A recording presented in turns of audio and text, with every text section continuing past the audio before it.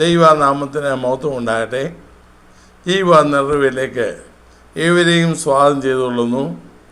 വീണ്ടും ഒരു പ്രാവശ്യം കൂടെ ദൈവവചനമായി നിൽക്കുവാൻ വലിയവനായ ദൈവം സഹായിച്ചതിനായി തിരുനാമത്തെ നന്ദിയോടെ സ്തുതിക്കുന്നു. നമ്മുടെ അല്പസമയത്തെ ചിന്തയ്ക്കായി ഒരു വേദഭാഗം വായിക്കട്ടെ. റോമാലേഖനം 1-ാം അധ്യായം 8-ാം വാക്യം. നിങ്ങളുടെ വിശ്വാസം സർവ്വലോകത്തിലും പ്രസിദ്ധമായിരിക്കുന്നതിനാൽ ഞാൻ ആദ്യം തന്നെ എൻ്റെ ദൈവത്തിന് ക്രിസ്തുയേശു മുഖാന്തരം നിങ്ങൾക്കെല്ലാവർക്കും വേണ്ടി സ്തോത്രം ചെയ്യുന്നു. മറ്റൊരു വാക്യം കൂടെ 1 തെസ്സലോനിക്കർ 1-ാം അധ്യായം 8-ാം വാക്യം. നിങ്ങളുടെ അടുക്കൽ നിന്ന് കർത്താവിൻ്റെ വചനം മുഴങ്ങിച്ചെന്നത് മക്കെദോന്യയിലും അഖായയിലും മാത്രമല്ല, എല്ലായിടവും നിങ്ങൾക്ക് ദൈവത്തുള്ള വിശ്വാസം പ്രസിദ്ധമായിരിക്കുന്നു. 2 സഭകളെക്കുറിച്ച് അപ്പോസ്തലനായ പൗലോസ് പറഞ്ഞ വാചകമാണ് ആ 2 ലേഖനങ്ങളുടെയും ആദ്യ ഭാഗത്ത് തന്നെ പറഞ്ഞത്. ഒന്ന് റോമാസഭ. പൗലോസ് അവിടെ പോകുന്നതിന് മുമ്പാണ് ആ കത്തെഴുത്തത്. പൗലോസ് അല്ല റോമിലെ പ്രവർത്തനം ആരംഭിച്ചത്. റോമിലെ സഭയെക്കുറിച്ച് പൗലോസ് വളരെ കേട്ടു. അവിടെ പറയുന്നു, നിങ്ങളുടെ വിശ്വാസം സർവ്വലോകത്തിലും പ്രസിദ്ധമായി.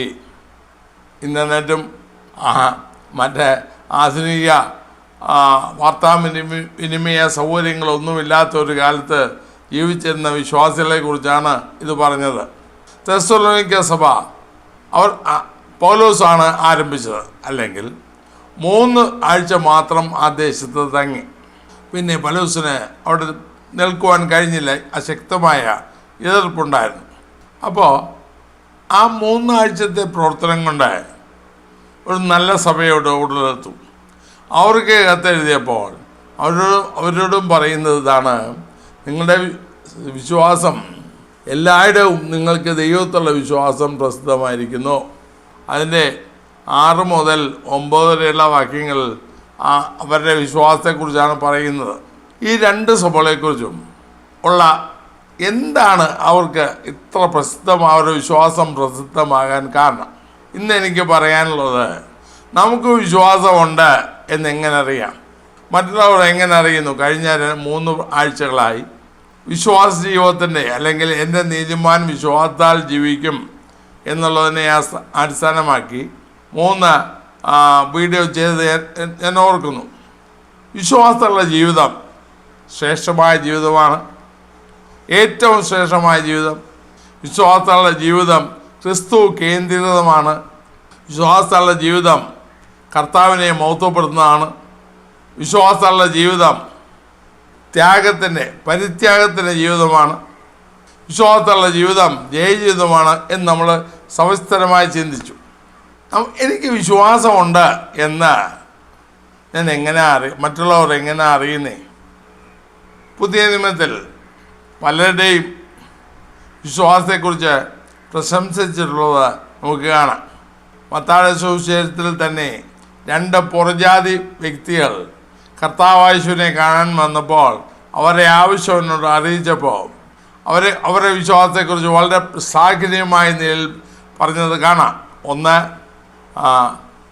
ഒരു ശതാധിപൻ്റെ കാര്യമാണ്. ഇസ്രായേലിൽ കൂടെ ഇത്ര വലിയ വിശ്വാസം കണ്ടിട്ടില്ല എന്ന അവൻ്റെ വിശ്വാസത്തെക്കുറിച്ച് പറഞ്ഞു. മത്തായി 8-ാം അധ്യായത്തിലുണ്ട്. 2 ഒരു കനാന്യ സ്ത്രീയെ വിശ്വാസം വലിയത് എന്ന്, അല്ലെങ്കിൽ മക്കളുടെ അപ്പം എടുത്ത് നായ്ക്കുട്ടികൾക്ക് ഇട്ട് കൊടുക്കുന്നത് ശരിയല്ലെന്ന് പറഞ്ഞപ്പോൾ നായ്ക്കുട്ടികൾ യജമാൻ്റെ മേശയിൽ വീഴുന്ന അപ്പനുറുക്കളിൽ നിന്ന് ജീവിക്കുന്നല്ലോ എന്ന് പറഞ്ഞ ആ കന്യാന്യ സ്ത്രീയുടെ വിശ്വാസത്തെ കർത്താവ് വളരെ പ്രകീർത്തിച്ചു. അപ്പോഴാണ് പറയാൻ, നീ വിശ്വസിച്ച പോലെ നിനക്ക് ഭവിക്കട്ടെ എന്ന് പറഞ്ഞ് അവളെ പറഞ്ഞയച്ചത്. നീ വിശ്വാസം വലിയത്. അത് മാത്രമല്ല, മറ്റ് ചില വിശേഷണങ്ങൾ കൂടെ ചിലരുടെ വിശ്വാസത്തെക്കുറിച്ച് നമുക്കിവിടെ കാണാം. 2 തീമോഥെയോസ് 1-ാം അധ്യായം 4-ാം വാക്യത്തിൽ പൗലോസ് പറയുന്നു, തീമോഥെയോസാണ് പറഞ്ഞത്, നിന്റെ നിർവ്യാജ വിശ്വാസത്തിൻ്റെ ഓർമ്മ നിമിത്തം ദൈവത്തിന് സ്തോത്രം ചെയ്യുന്നു. അത് 3 പേർക്കുണ്ടെന്ന് പറഞ്ഞു. അവൻ്റെ അമ്മയിലും വലിയമ്മയിലും ആ വിശ്വാസം ഉണ്ടായിരുന്നു, നിർവ്യാജമായ വിശ്വാസം. പത്രോസ് തൻ്റെ ലേഖനത്തിൽ ആരംഭ ഭാഗത്തിന് 2 പത്രോസ് 1:1 പറയുന്നു, വിലയേറിയ വിശ്വാസം ഞങ്ങൾക്ക് ലഭിച്ച പോലെ അതേ വിലയേറിയ വിശ്വാസം ലഭിച്ചവർക്ക് എഴുതുന്നത്. വിലയേറിയ വിശ്വാസം അത് ഇതൊന്നും വിവരിക്കാനല്ല, അങ്ങ് പറഞ്ഞു വിടുകയാണ്. യൂദാ ലേഖനം 20-ാം വാക്യത്തിൽ നിങ്ങളുടെ അതിവിശുദ്ധ വിശ്വാസത്തെ ആധാരമാക്കി എന്ന് പറഞ്ഞിരിക്കുന്നതാണ്. ഇങ്ങനെ വിശ്വാസത്തിന് ഒത്തിരി വിശേഷണങ്ങളുണ്ട്. ഇപ്പോൾ നമ്മൾ 5 വിശേഷണങ്ങൾ, 5 പേരുടെ വിശ്വാസത്തെക്കുറിച്ച്. അതിൽ 2 സഭയ്ക്കാണ്, അല്ലെങ്കിൽ പത്രോസും യൂദായും പറഞ്ഞത് ഒരാ വ്യക്തിക്ക് മാത്രമല്ല, എല്ലാവർക്കും പൊതുവിലുള്ളതാണ്. ഏതായാലും ആട്ടെ. അപ്പോൾ വിശ്വാസം വളരെ വിലയേറിയതാണ്. അതിൻ്റെ തെളിവെന്താ? എനിക്ക് വിശ്വാസമുണ്ട് എന്ന് ഞാൻ പറയുമ്പോൾ അതിൻ്റെ തെളിവെന്താ?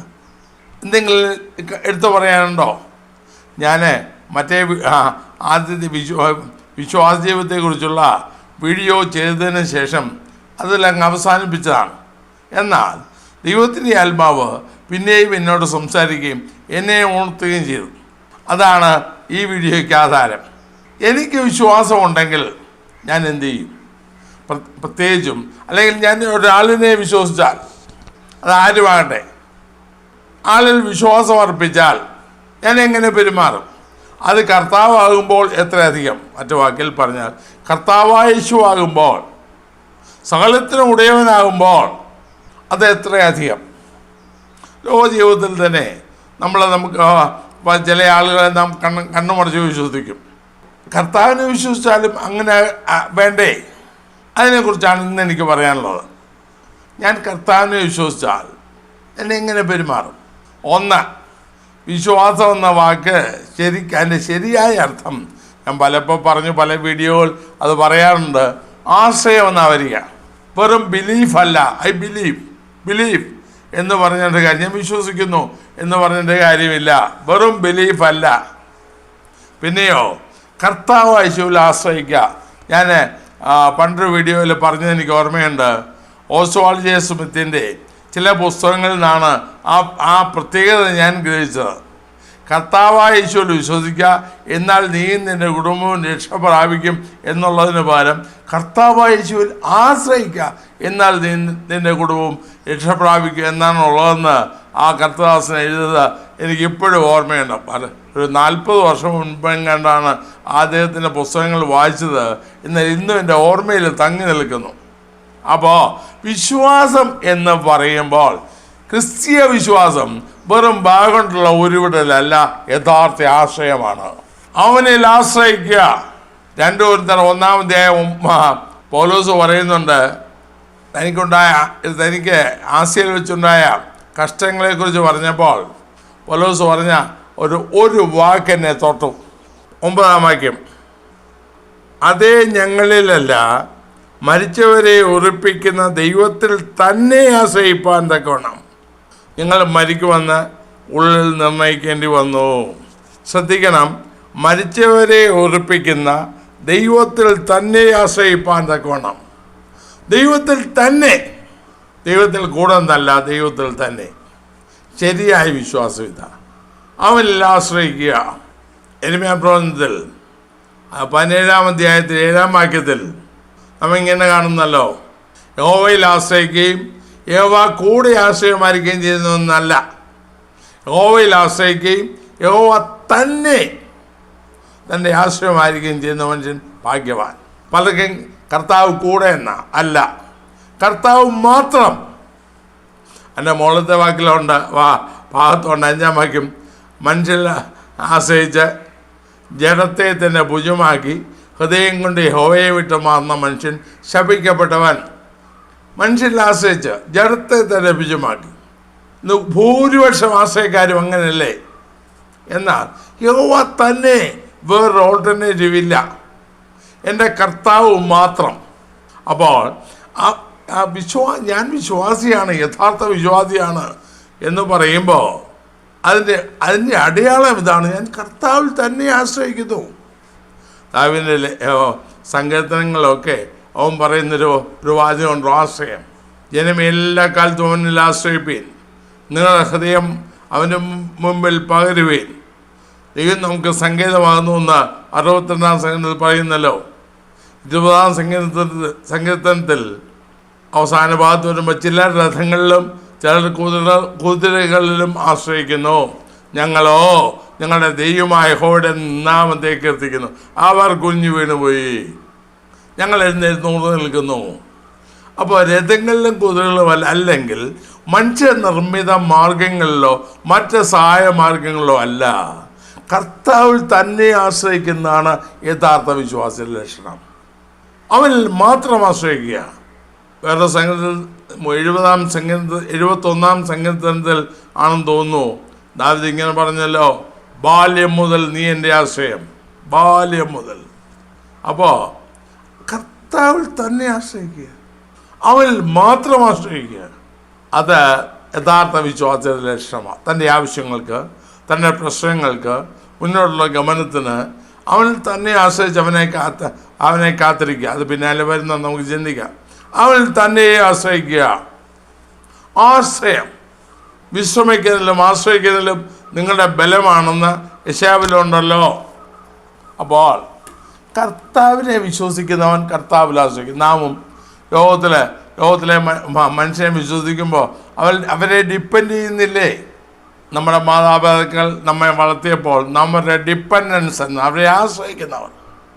അപ്പോൾ പൂർണ്ണമായിട്ടല്ലേ നാം അവരെ ആശ്രയിച്ചേ? മക്കൾ മാതാപിതാക്കളെ ആശ്രയിക്കുന്നത് കണ്ടീഷനല്ലല്ലോ.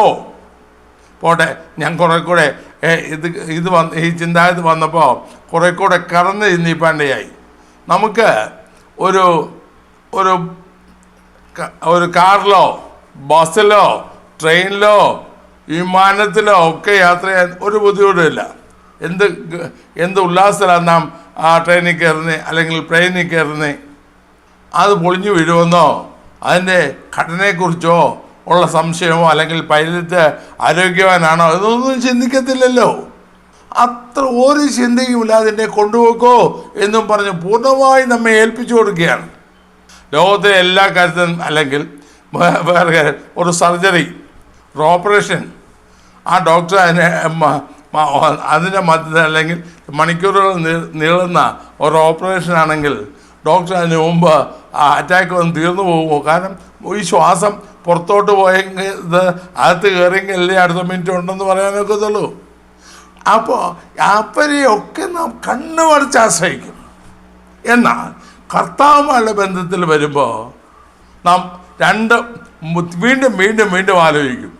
ഇതല്ലേ സാധാരണ വിശ്വാസികൾ കാണുന്നത്? വിശ്വാസികളെന്നല്ല പൊതുവെ എല്ലാവരിലും കാണുന്നത് കർത്താവിൽ മാത്രം ആശ്രയിക്കുന്ന. കാരണം തങ്കൽ ആശ്രയിക്കുന്നവർക്ക് അവൻ പരിചയമാണ്.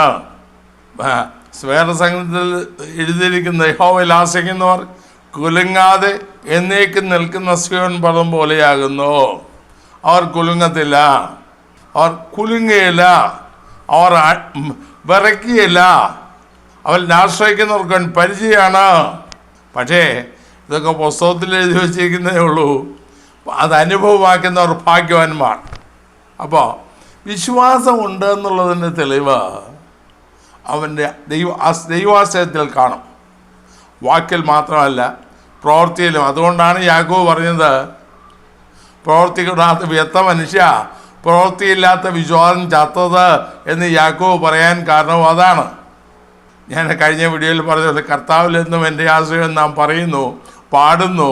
പക്ഷേ വാസ്തവത്തിൽ നമ്മുടെ ആശ്രയം ഏതിലാണ്? മനുഷ്യരിലാണോ? ലോകമാധ്യമങ്ങളിലാണോ? ആധുനിക സംവിധാനങ്ങളിലാണോ? അതോ കർത്താവിൽ മാത്രമാണോ? ഞാൻ വിശ്വാസിയെങ്കിൽ, ഞാൻ വിശ്വാസത്തിൽ നിലനിൽക്കുന്നു എന്ന് പറയുന്നെങ്കിൽ, ഞാൻ കർത്താവിനെ യഥാർത്ഥമായി വിശ്വസിക്കുന്നു എന്ന് പറയുന്നെങ്കിൽ എല്ലാം യഥാർത്ഥമായ ആശ്രയം കാണണം. ഇല്ലെങ്കിൽ ഞാൻ കർത്താവിനെ ഉള്ളവണ്ണം വിശ്വസിക്കുന്നില്ല. അപ്പോൾ വിശ്വാസ ജീവിതം നമ്മൾ കഴിഞ്ഞ ദിവസങ്ങളിൽ ചിന്തിച്ച അതിൻ്റെ ഒരു മറുവശമാണിപ്പോൾ പറയുന്നത്. വിശ്വാസ ജീവിതം ആശ്രയ ജീവിതമാണ്. പൂർണ്ണമായി കർത്താവിൽ ആശ്രയിക്കുന്ന ജീവിതം. 2, അപ്പോൾ ആശ്രയിക്കുന്നവൻ എന്ത് ചെയ്യും? വേറെ യാഥാർത്ഥ്യം കൊണ്ട് നമ്മെ വെളിപ്പെടുത്തും. എനിക്ക് വിശ്വാസം ഉണ്ടെങ്കിൽ ഞാൻ ദൈവത്തെ ആശ്രയിക്കുന്ന അർത്ഥം. 2, ഞാൻ അവനെ അനുസരിക്കും. ഞാൻ വിശ്വസിക്കുന്നവനെ ഞാൻ അനുസരിക്കും. റോമാലേഖനം അവരുടെ വിശ്വാസം സർവ്വലോകത്തിലും പ്രസിദ്ധമായി വരുന്നു എന്ന് എഴുതിയിരിക്കുന്നല്ലോ. നമ്മളത് വായിച്ചല്ലോ 1-ാം അധ്യായത്തിൻ്റെ 8-ാം വാക്യത്തിൽ. അപ്പോൾ അവരെക്കുറിച്ച് തന്നെ എഴുതിയിരിക്കുന്ന വേറൊരു അതിൻ്റെ അവസാനത്തിൽ എന്താ എഴുതിയിരിക്കുന്ന അറിയാമോ? 16-ാം അധ്യായത്തിൻ്റെ 19-ാം വാക്യം. നിങ്ങളുടെ അനുസരണം പരക്കെ എല്ലാവർക്കും പ്രസിദ്ധമായിരിക്കുന്നു. നിങ്ങളുടെ അനുസരണം പരക്കെ എല്ലാവർക്കും പ്രസിദ്ധമായിരിക്കുന്നു. നാം കർത്താവിനെ വിശ്വസിക്കുന്നവരെങ്കിൽ, അല്ലെങ്കിൽ നാം ദൈവത്തെ വിശ്വസിക്കുന്നവരെങ്കിൽ യഥാർത്ഥ അനുസരണം നമ്മിൽ വെളിപ്പെടും. നാം വിശ്വസിക്കുന്നതിനെ നാം അനുസരിക്കും. അപ്പോൾ ഇന്നത്തെ അനുസരണക്കേടുകളെല്ലാം വെളിപ്പെടുന്നത് എവിടെയാണ്? എന്തുകൊണ്ടാണ്? വിശ്വാസത്തെ കാര്യമായി ചിന്തിക്കാം. ഞാൻ വിശ്വാസിയാന്ന് പറയുന്ന നമ്മുടെ കപടപ്രയോഗങ്ങൾ ഒന്ന് കാര്യമായി വിലയിരുത്തുമ്പോൾ അറിയാം നാം കർത്താവിനെ വിശ്വസിക്കുന്നവരാണോ, അല്ലെങ്കിൽ വിശ്വാസം നമ്മിലുണ്ടോ. നിർവ്യാജമായി അതിപരിശുദ്ധ വിശ്വാസത്തിൽ അധിഷ്ഠിതമായി പണിയുന്നവരെങ്കിൽ, നമ്മുടെ വിശ്വാസം വലിയതെങ്കിൽ തീർച്ചയായിട്ടും നാം അവനെ അനുസരിക്കും. കണ്ണുമടച്ചനുസരിക്കും. മറ്റെല്ലാ കാര്യത്തിനും നാം എല്ലാ വ്യവസ്ഥകളെയും അനുസരിക്കും. പക്ഷേ ദൈവത്തിൻ്റെ കാര്യം വരുമ്പോൾ നമ്മളൊന്ന് ആലോചിക്കും. അവിടെ നമ്മുടെ യുക്തി പ്രയോഗിക്കും, ബുദ്ധി പ്രയോഗിക്കും. അനുസരണത്തിൻ്റെ കാര്യം വരുമ്പോൾ അതൊക്കെ പ്രയോഗിക്കും. റോമിലെ സഭ അവരെ വിശ്വാസം പ്രസിദ്ധമായെന്ന് എഴുതിയിട്ട് അതിൻ്റെ അവസാനത്തിൽ പൗലോസ് പറഞ്ഞു, നിങ്ങളുടെ അനുസരണവും പ്രസിദ്ധമായിരിക്കുന്നു. വിശ്വാസമുണ്ടോ അനുസരണം ഉണ്ടായിരിക്കും, അല്ലെങ്കിൽ വിശ്വാസമില്ല. ഇന്നത്തെ കോലാഹലങ്ങൾ, ആത്മീയ മണ്ഡലത്തിൽ കാണുന്ന ജാടയും തമ്മിലടിയും പരദൂഷണവും അപവാദവും എല്ലാം എന്ത് വെളിപ്പെടുത്തുന്നു? സംഘർഷവും കേസും കൂട്ടവും വഴക്കും ശല്യവും എല്ലാം വെളിപ്പെടുന്നത് എന്താണ്? കർത്താവിനെ അനുസരിക്കുന്നില്ല, അല്ലെങ്കിൽ അതിൻ്റെ കാരണം അവൻ വിശ്വസിക്കുന്നില്ല. ദൈവത്തെ ഉള്ളവണ്ണം വിശ്വസിച്ചാൽ അത് പൂർണ്ണമായി അനുസരിക്കും. ദൈവത്തെ അനുസരിക്കും, ദൈവാത്മാവിനെ അനുസരിക്കും, ദൈവവചനത്തെ അനുസരിക്കും, ആത്മീയരെ നാം അനുസരിക്കും, മക്കൾ മാതാപിതാക്കളെ അനുസരിക്കും, ഭാര്യ ഭർത്താവിനെ അനുസരിക്കും, വിശ്വാസികൾ നടത്തിപ്പാറിനെ അനുസരിക്കും. അനുസരണം വിശ്വാസത്തിൻ്റെ തെളിവാണ്. കർത്താവ് പറഞ്ഞല്ലോ യോഹന്നാൻ 15-ാം അധ്യായം 10-ാം വാക്യത്തിൽ, ഞാൻ എൻ്റെ പിതാവിൻ്റെ കൽപ്പനകൾ പ്രമാണിച്ച് അവൻ്റെ സ്നേഹത്തിൽ വസിക്കുന്നത് പോലെ നിങ്ങൾ എൻ്റെ കൽപ്പനകൾ പ്രമാണിച്ചാൽ എൻ്റെ സ്നേഹത്തിൽ വസിക്കും. മറ്റു വാക്കിൽ പറഞ്ഞാൽ ആ കൽപ്പന പ്രമാണിക്കണമെങ്കിൽ അത് വിശ്വസിക്കണം. എന്നാലേ കണ്ടീഷനാണ്. ഒരിക്കൽ ഞാനൊരു സ്ഥലത്ത് ആശംസ പറഞ്ഞപ്പോൾ ഞാൻ പറഞ്ഞു, ദൈവത്തിലെ എല്ലാ അനുഗ്രഹങ്ങളും കണ്ടീഷനിലാണ്. വ്യവസ്ഥയില്ലാതെ ഉപാധിയില്ലാതെ ഒരനുഗ്രഹവും ഇല്ല എന്ന് പറഞ്ഞെ ഒരു സഹോദരന് ഞാൻ അവസാനിപ്പിച്ചെന്നെ ഒരു സഹോദരൻ എന്നോട് ചോദിച്ചു, അങ്ങനെയാണെങ്കിൽ സ്നേഹവും അനുസരണം ആ കണ്ടീഷനാണോ? ഞാൻ പറഞ്ഞാന്നു, സ്നേഹം അൺകണ്ടീഷനാണ് തരുന്നത്, പക്ഷേ ഞാൻ അനുസരിക്കാത്തിടത്തോളം എന്നില്ല സ്നേഹം വ്യാപരിക്കത്തില്ല. കർത്താവ് പറഞ്ഞതാണല്ലോ, ഞാൻ എൻ്റെ പിതാവിൻ്റെ കൽപ്പനകൾ പ്രമാണിച്ച്, അല്ലെങ്കിൽ അവനെ അനുസരിച്ച്, കൽപ്പന പ്രമാണിക്കുമെന്ന് പറഞ്ഞ് അനുസരിച്ച് അവൻ്റെ സ്നേഹത്തിൽ വസിക്കുന്നത് പോലെ നിങ്ങൾ എൻ്റെ കൽപ്പന പ്രമാണിച്ചാൽ എൻ്റെ സ്നേഹത്തിൽ വസിക്കും, ഇല്ലെങ്കിൽ കോപത്തിൽ വസിക്കും. അത് എൻ്റെ വിശദീകരണമാണ്. സ്നേഹത്തിൽ അല്ലെങ്കിൽ കോപത്തിൽ. കർത്താവ് വ്യക്തമായി പറഞ്ഞു, നമ്മളത് കാര്യമാക്കത്തില്ല. എല്ലാം കൃപയാ. കുറേ തുള്ളിയാലോ, കുറേ ഭാഷ പറഞ്ഞാലോ, കുറേ ജാട കാണിച്ചാലോ, കുറേ വൈകാരികമായി ഇളകിയാലോ, കുറേ ആടിയാലോ ഒക്കെ കർത്താവ് സാധിക്കുമെന്ന പലരും ധരിച്ചു വെച്ചിരിക്കുന്നു. കുറേ വൈകാരികമായി ജനത്തെ എല്ലാം ഇളക്കി ഭയങ്കരമായിട്ട് ചാടിച്ച് ഹൃദയത്തിനകത്ത് യാതൊരു പരിവർത്തനമില്ലാതെ ആക്കിയാൽ ദൈവാത്മാർ പ്രവർത്തിച്ചെന്ന ഇന്ന് ധരിച്ചു വെച്ചിരിക്കുന്നേ. എന്നാൽ അല്ല, അത് സാത്താന്യ വഞ്ചനയാണ്. അവൻ്റെ അല്ലെങ്കിൽ നാം അവനെ വിശ്വസിക്കുന്നുവെങ്കിൽ ഉള്ളവനനുസരിക്കും. നമുക്ക് ലോകത്തിൽ തന്നെ നമ്മുടെ നിത്യജീവിതത്തിലെ കാര്യമെടുക്കാം. നാം ഒരാളിനെ സംശയിക്കുന്നെങ്കിൽ ആളിനെ അനുസരിക്കില്ല. എന്നാൽ ആളിനെ കണ്ണടച്ച് വിശ്വസിക്കുന്നെങ്കിൽ പറയുന്നത് എന്തും അനുസരിക്കും. എന്നിട്ട് ലോകപ്രകാരം ചെന്ന് അക്കിടി വീഴുകയും ചെയ്യും. എന്നാൽ നമ്മുടെ കർത്താവ് അത്രയല്ലല്ലോ. അവനെ പോലെ വിശ്വസ്തൻ ആരുമില്ലല്ലോ. ദൈവവചനം പോലെ യഹോവയുടെ വചനങ്ങൾ നിർമ്മല വചനങ്ങളാകുന്നു. നിലത്ത് ഉലയിൽ ഒരുക്കി 7 പ്രാവശ്യം ശുദ്ധി ചെയ്ത വെള്ളി പോലെ തന്നെ എന്നുള്ള ദൈവവചനത്തെ ഉള്ളവണ്ണം നാം അനുസരിച്ചാൽ ഒരു കുഴപ്പമില്ല. മാത്രമല്ല 119 സങ്കീർത്തനത്തിൻ്റെ ആദ്യത്തെ വാക്യം എന്താണ്? യഹോവയുടെ ന്യായപ്രമാണം അനുസരിച്ച് നടപ്പിൽ നിഷ്കളങ്കരായവർ ഭാഗ്യവാന്മാർ. ദൈവവചനം അനുസരിക്കുക. വചനത്തിൽ എന്തുണ്ടോ, ദൈവത്തിൻ്റെ വചനത്തിൽ എന്തു പറയുന്നോ ഞാനത് കണ്ണു മറിച്ചനുസരിക്കുക. നാം പലപ്പോഴും ഭേദഗതിയോടല്ലേ അനുസരിക്കുക. അതെനിക്ക് പറ്റത്തില്ല, ഇത് പറ്റത്തില്ല, അത്രയും എനിക്ക് പോകാനൊക്കെയില്ല എന്നൊക്കെയല്ലേ പറയുക. കഴിഞ്ഞ വീഡിയോയിൽ കർത്താവിനെ കുറിച്ച് പറഞ്ഞിരുന്നല്ലോ, അവൻ്റെ ത്യാഗത്തെക്കുറിച്ച്. ഫിലിപ്പിയ ലേഖനം 2-ാമത്തേതിൽ പറയുന്നല്ലോ, മരണത്തോളം ക്രൂശിലെ മരണത്തോളം തന്നെ അനുസരണമുള്ളവനായി തീർന്നു. മാത്രമല്ല എബ്രായ ലേഖന കർത്താവ് പറയുന്നു, പുത്രനെങ്കിലും താൻ അനുഭവിച്ച കഷ്ടങ്ങളാൽ അനുസരണം പഠിച്ച് തികഞ്ഞവനായി തന്നെ അനുസരിക്കുന്ന ഏവർക്കും നിത്യരക്ഷയുടെ കാരണഭൂതനായി തീർന്നു. അനുസരണത്തിൻ്റെ ഉത്തമ മാതൃക കർത്താവായിച്ചു. അവനെ വിശ്വസിക്കുന്നെങ്കിൽ നാം അനുസരിക്കും.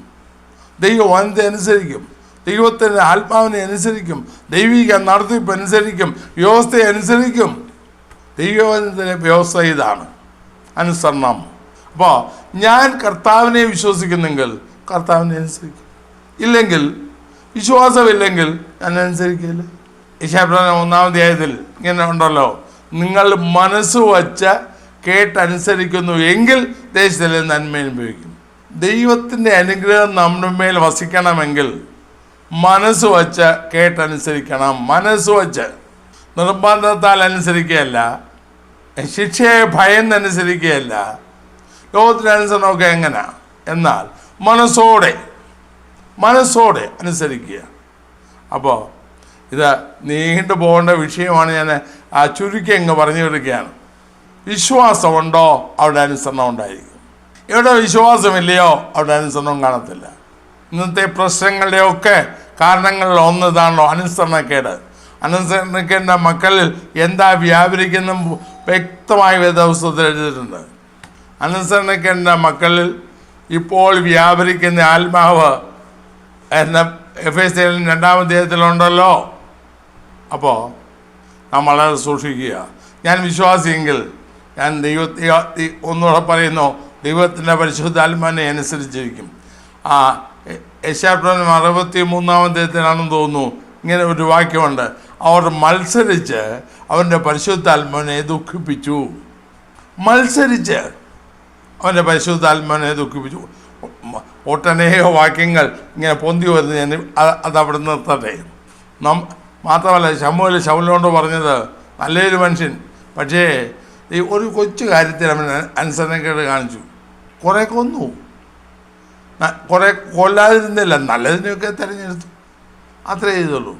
പക്ഷേ ശമൂവേൽ പറഞ്ഞത് മത്സരം ആഭിചാരദോഷം പോലെ, ശാഠ്യം മിഥ്യാപൂജ പോലെ, ദൈവത്തെ അനുസരിക്കാതെ ശാഠ്യം കാണിച്ചതുകൊണ്ട് അവൻ്റെ രാജസ്ഥാനവും നഷ്ടപ്പെട്ടു, ദൈവത്തിൻ്റെ ആത്മാവിനെ നഷ്ടപ്പെടുത്തി. പിന്നെ അവൻ്റെ അഭിഷേകം നഷ്ടപ്പെട്ടപ്പോൾ കയറി വന്ന ആത്മാവ് വേറെയാണല്ലോ. ഇന്ന് ഇതുപോലെ തന്നെ ദൈവത്തെ അനുസരിക്കാത്ത, അനുസരണക്കേണ്ട ആത്മാവ് വ്യാപരിക്കുന്ന ആളുകളെ കൊണ്ട് സഭാമണ്ഡലങ്ങൾ നിറഞ്ഞോ. വാളെടുക്കുന്നതെല്ലാം വെളിച്ചപ്പാടെന്ന മട്ടിൽ ആത്മീയ മണ്ഡലത്തിൽ വല്ലാതെ വ്യാപാരങ്ങൾ. എന്നാൽ അനുസരണത്തിന് നമ്മുടെ മാതൃക യേശു ക്രിസ്തുവാണ്. മനസ്സ് വെച്ച് അനുസരിച്ചാൽ അവൻ്റെ നന്മ അനുഭവിക്കും. അല്ലെങ്കിൽ ഞാൻ കുറച്ചുകൂടെ തെളിച്ചു പറഞ്ഞാൽ, വിശ്വാസം എനിക്കുണ്ടോ അനുസരണം ഉണ്ടായിരിക്കും. അനുസരണമില്ലായെങ്കിൽ ഞാൻ മത്സരിയാണ്, ദൈവാത്മാൻ ദുഃഖിപ്പിക്കുന്നു, അതിൻ്റെ ശിക്ഷ നാം അനുഭവിക്കും. മാത്രമല്ല, അപ്പോൾ ഇനിയും 2-3 ചിന്തകളോടെ ഉണ്ട്. എല്ലാം കൂടെ ഒറ്റ വീഡിയോയിൽ കൊള്ളിക്കാമെന്നാണ് ഞാൻ വിചാരിച്ചത്. ഒറ്റ വീഡിയോയിൽ ഒതുങ്ങിയല്ല, വളരെ ദീർഘമായി പോകും. നമ്മുടെ ജീവിതത്തിൽ നാം ചെറിയ കാര്യത്തിൽ പോലും ദൈവാത്മാവിനെ അനുസരിക്കുന്നതിന് കാരണം നമ്മൾ വ്യാപരിക്കുന്ന അവിശ്വാസമാണ്. തെസ്സലോനിക്കയിലെ വിശ്വാസികളോടും പൗലോസ് അത് തന്നെ പറയുന്നുണ്ട്. അവർ വിശ്വസിച്ചു, ദൈവത്തിൽ ആശ്രയിക്കുക മാത്രമല്ല അവനെ അനുസരിച്ചു, മറ്റുള്ളവർക്ക് മാതൃകയായി. 6-ാം വാക്യത്തിൽ തെളിച്ചു പറയുന്നു മാതൃക. 6-7 വാക്യങ്ങൾ 1 തെസ്സലോനിക്കർ 1:6-7 വാക്യം വായിച്ചാൽ മറ്റ് സഭകൾക്ക് മാതൃകയായി കർത്താവിനെ ഇങ്ങനെ അനുസരിക്കണം. അവർ മറ്റുള്ളവർക്ക് മാതൃകയായി തീർന്നു. ഇതാണ് ക്രിസ്ത്യൻ. അല്ലെങ്കിൽ ഞാൻ വിശ്വസിക്കുന്നുവെങ്കിൽ ഞാൻ ആശ്രയിക്കുക മാത്രമല്ല ഞാൻ അനുസരിക്കും. അത് ശാന്തമായി ചിന്തിച്ചാൽ അതിൻ്റെ വിവിധ വശങ്ങൾ നമുക്ക് തന്നെ മനസ്സിലാക്കാൻ സാധിക്കും. ആകയാൽ ഈ നാളുകളിൽ നാം അവനെ വിശ്വസിക്കുന്നവരോ വാസ്തവത്തിൽ നാം വിശ്വാസികളാണോ? കർത്താവേ കർത്താവ് എന്ന് പറഞ്ഞിട്ട് കാര്യമില്ലല്ലോ. കർത്താവ് തന്നെ പറഞ്ഞേ. മത്തായിയുടെ സുവിശേഷം 7-ാം അധ്യായത്തിൽ എന്നോട് കർത്താവേ കർത്താവ് എന്ന് പറയുന്നവൻ ഏവനുമല്ല, സ്വർഗസ്ഥനായ എൻ്റെ പിതാവിൻ്റെ ഇഷ്ടം ചെയ്യുന്നവത്രേ അവനെ അങ്ങോട്ട് സ്വർഗത്തിൽ കിടക്കത്തുള്ളൂ. അപ്പോൾ പിതാവിൻ്റെ ഇഷ്ടം ചെയ്യുന്ന പറഞ്ഞാൽ അവനെ അനുസരിക്കുക. ചോദ്യം ചെയ്യാത്തനുസരണം. ഈ ഇവിടെയുള്ള പല അനുസരണത്തിനും ചോദ്യം ചെയ്യാം. അല്ലെങ്കിൽ ഒരു സർക്കാർ ഉദ്യോഗസ്ഥന് ഒരു ഓർഡർ കിട്ടിയാൽ അതിനെ ചോദ്യം ചെയ്യാം. പക്ഷേ ദൈവം ഒരു കാര്യം പറഞ്ഞാൽ, ദൈവത്തിലൊരു കാര്യം ഉണ്ടെങ്കിൽ ചോദ്യം ചെയ്യുവാൻ എനിക്ക് അവകാശമില്ല, ഭേദഗതി വരുത്തുവാൻ നമുക്ക് അവകാശമില്ല. കർത്താവിനെ അനുസരിച്ച്, കർത്താവിനെ വിശ്വസിക്കുന്നെങ്കിൽ കർത്താവിനെ അനുസരിക്കും, അവൻ്റെ വചനത്തെ അനുസരിക്കും. നമുക്ക് നമ്മുടേതായ വ്യാഖ്യാനങ്ങൾക്ക് പോകത്തില്ല.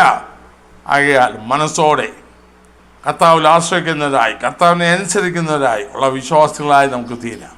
കർത്താവിനെ വെച്ചാൽ ബാക്കി ഭാഗങ്ങൾ അടുത്ത വീഡിയോയിൽ നമുക്ക് ചിന്തിക്കാം. എല്ലാം കൂടെ ഇതുകൊണ്ട് നിർത്തണമെന്ന് വിചാരിച്ചാൽ നടക്കുന്നില്ല. നമ്മുടെ ജീവിതത്തെ പരിശോധിക്കും. നാം വിശ്വാസികളോ, നാം വാസ്തവമായ വിശ്വാസികളോ? നമ്മുടെ ജീവിതത്തോട് ചോദിച്ചാൽ നമുക്കറിയാം. നമുക്ക് നമ്മെ തന്നെ കണ്ടു.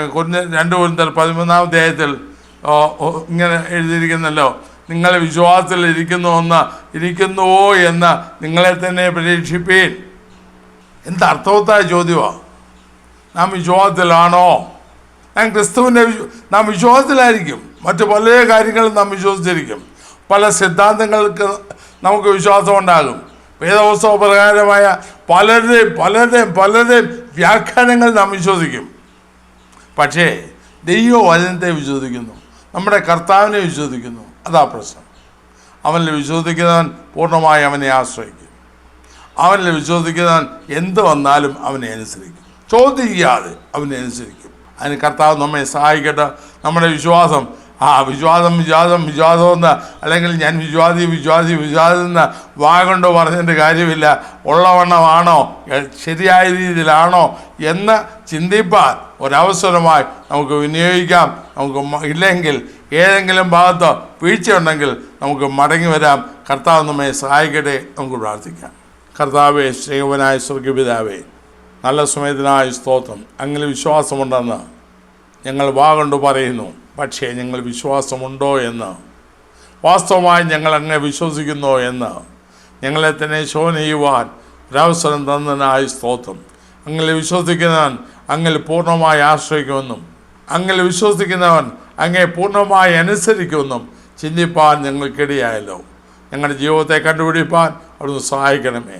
പൂർണ്ണമായി എങ്കിൽ ആശ്രയിച്ച്, പൂർണ്ണമായി എങ്ങനെ അനുസരിച്ച്, ദൈവാത്മാവിനെ അനുസരിച്ച്, ദൈവവചനത്തെ അനുസരിച്ച്, ദൈവകൽപ്പന അനുസരിച്ച് അങ്ങനെ ജീവിപ്പാൻ ഞങ്ങളെ സഹായിക്കണം. ദൈവത്തിൻ്റെ ആത്മാവ് ഞങ്ങളോട് വാദിക്കണം. ഞങ്ങളുടെ ജീവിതത്തിലെ ഇരുണ്ട ഭാഗങ്ങൾ കണ്ടുപിടിപ്പാൻ ഞങ്ങളെ സഹായിക്കണമേ. യേശു ക്രിസ്തുവിന്റെ നാമത്തിൽ പിതാവേ, ആമേൻ. ഈ വീഡിയോ നിങ്ങൾക്ക് അനുഗ്രഹപ്രദമായെങ്കിൽ മറ്റുള്ളവർക്കും ഷെയർ ചെയ്ത് കൊടുക്കുക. നിങ്ങൾക്കായി പ്രാർത്ഥിക്കുക. ദൈവമായ കർത്താവ് നിങ്ങളെ അനുഗ്രഹിക്കുമാറാകട്ടെ.